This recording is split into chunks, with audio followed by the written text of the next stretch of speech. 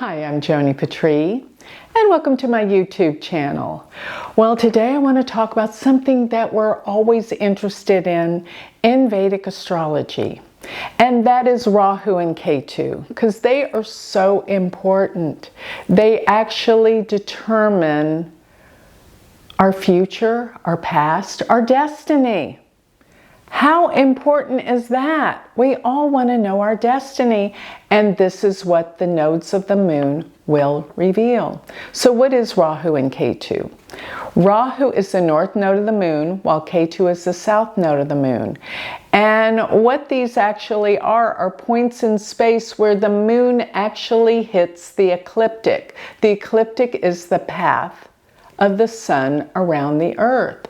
So where Rahu hits the ecliptic going upward, that's Rahu. And it actually deals with our future, bringing us into the world. Whereas Ketu hits that ecliptic point, the path of the sun, going downward. So the moon hits it going upward and it hits it at the opposite point going downward. And that's Ketu.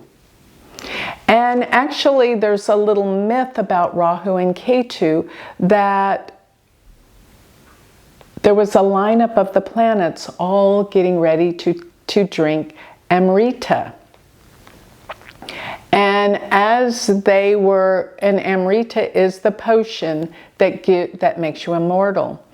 But between the sun and the moon slithered this serpent to drink the Amrita.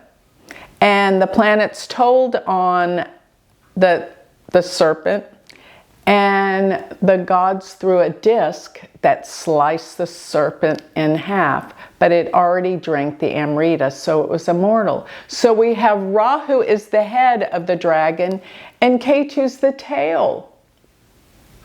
So Rahu really does deal with our mind, our thoughts.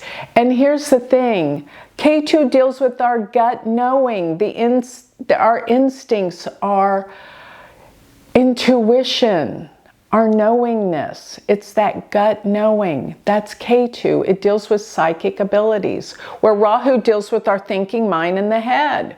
So guess what? When we know something to be true, our gut knowing, our head kind of talks us out of it. So Rahu can be delusional. Rahu can be our desires, our wants, takes us out there into the world. Where Ketu will take us out of the world, dealing with our spirituality and reality of who we really are on a soul level. But Rahu is our desire level.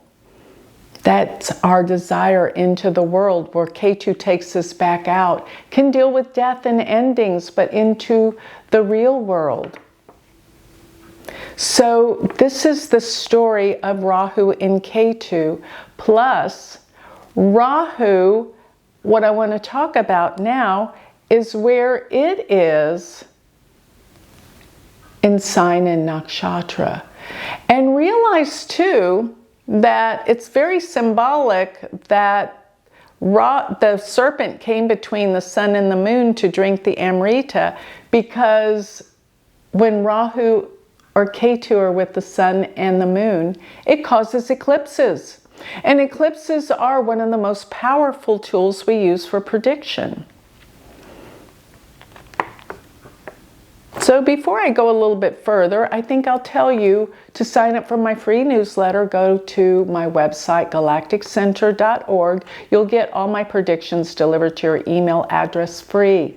While you're at galacticcenter.org, make note of my Patreon. This is a spiritual community you can join, and we meet weekly. Love my Patreon people. Furthermore, all of this, what I'm talking about, if you want to know how this really affects you personally, according to your chart, you're going to want to get my Galactic Planner. Go to galacticplanner.com. And don't forget, if you want to study with me, become my student, go to my university website. Now's the time. We're starting new semester 1. Go to University of Vedic Astrology So what I wanted to get into now is Rahu being in Aquarius. So Rahu and Ketu stay in a sign for 18 months, which of course is a year and a half, and they continue to go through all 12 signs. That will take 18 years for them to go through all 12 signs, each a year and a half, 18 years. So what's so interesting about that is when you turn 18, that's going to be when Rahu and Ketu come back to where they started in your birth chart. And that's the biggest change of your life. 18 and a half, we leave home and go to school, or we just leave home and go to work. It's a turning point. This is how important Rahu and Ketu are. And as I have noted in many of my books, I have made reference to wherever Rahu and Ketu are, they're causing eclipses. And these are the biggest turning points of the year. There's 2 solar eclipses a year. That's where the sun and the moon align with Rahu or Ketu.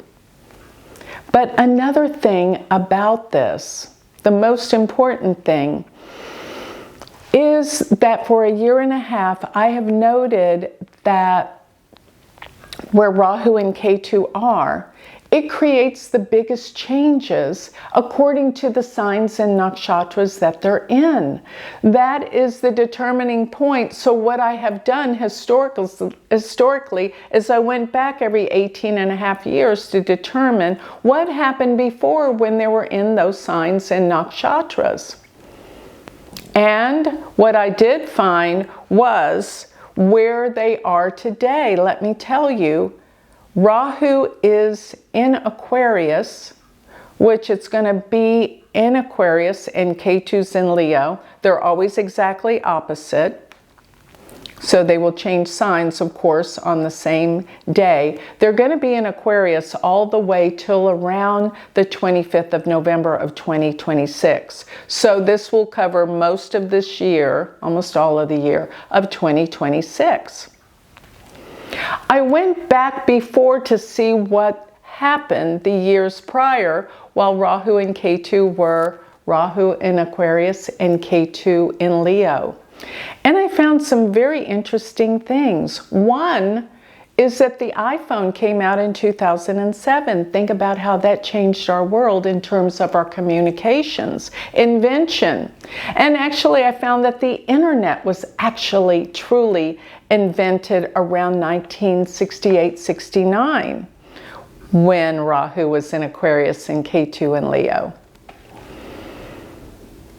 And it just always related to some kind of transformation with information and advancement for humanity.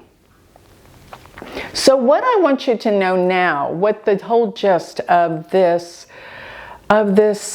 talk is about, is that Rahu just entered into the nakshatra called Shatabishak. And that was December 2nd, 2025, and it will remain in this nakshatra to June 30th. Now remember, there's 3 nakshatras in each sign. But this is the most powerful because this nakshatra, Shatabishak, is completely and totally in the sign of Aquarius, which Aquarius is the sign of invention. It is the sign of the future developments and invention. The iPhone came out, the internet came out. This is a time of revolutionary invention. I love this. Now, Shatabishak is a nakshatra. It is said to be the 100 healers. And I have found that people that have that nakshatra in their birth chart, they are usually involved in healing to a certain degree, mainly because they are surrounded by people that need healing, because it's said to be hard to cure diseases. I find that 9 times out of 10, they are surrounded by people that need healing. Therefore, they get into healing because they want to help their family, their friends. Because Rahu rules the head, I find that Rahu deals more with mental diseases and hard to cure mental diseases, which I believe for the most part could be reflective to addictions. One of the hardest to cure diseases of the mind, depression, all of these mental diseases. I think while Rahu is transiting in Shatabishak, we're going to get some answers as to curing very hard to cure diseases. I think they will be mental, but they can be any hard to cure disease. That will come about. I think with the invention and the advancement with AI, it's going to help medicine and healing all the more. So I'm talking about this time right now all the way through the end of June. But the other thing that excites me is it's called the Sky Watcher, Shatabishak. The Sky Watcher represents everything to do with space in the heavens, what's out there. So it can deal with, because Shatabishak and Rahu can deal with machinery and travel, advancement to how we travel on this planet and out of. And because it deals with the Sky Watcher, most people that have Shatabishak strong in their birth chart love anything to do with space. They love astronomy, they love astrology, and they love hearing about alien life, extraterrestrials. I think that Rahu being here, you're going to hear more and more and more about the extraterrestrials and the uncovering of the truth, which is disclosure. True disclosure will come about while Rahu is here in Shatabishak. I love that because, you know, I often think that in order for the extraterrestrials to get here on Earth, they have to have a technology that is so advanced. We can't even fathom it. They are eons more advanced than us. And therefore, if they are that advanced, which they are, they couldn't get across galaxies and different planets and galaxies unless they were so far advanced. Their technology, that also means their intelligence is, of course, advanced, therefore their spirituality. And here is the whole crux of the matter.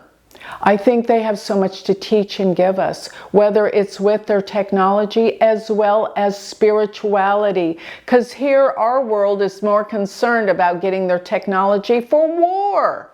That is insane. War is to kill people, to be in control. This is craziness. We are such a backwards, low vibration world and society. But I think because of this disclosure and because we're opening up to them, we have to open up to higher levels of vibration and understanding and spirituality. They have so much to teach us. You know, they say that the aliens would come over the plants, the nuclear plants for testing, and there'd be a huge triangular white light that came over, extinguished the testing, and disappear instantaneously. This has happened a number of times. They're trying to tell us, you don't want to blow up the planet and kill everyone. This sets out vibrations all in the ethers, in the universe. That is destructive. You know, the Roswell incident happened right after World War II when we bombed Hiroshima. They came to see what in the world we were doing and trying to help us put a stop to it. I think that the aliens can help us now. And I pray that they do, because our world needs it. But my whole gist of this is, look out, now that Rahu is in Shatabishak, all these things will start happening. Healings and discoveries with space and what's out there, and help from what's out there. So with that, I think I'll close. I hope you enjoyed my dissertation on Rahu in Shatabishak, and I look forward to the good that it will bring. And I forgot to say something really important. Because it does deal with space and what's out there in the planets, it deals with astrology. And there will be a renewal and interest in learning astrology around the world while Rahu is in Shatabishak. So with that, I think I'll close. Remember, if you want to learn more about me and my astrology school, you can go to my website, galacticcenter.org, and don't forget to go to my university and become my student, universityofvedicastrology.com. Thank you.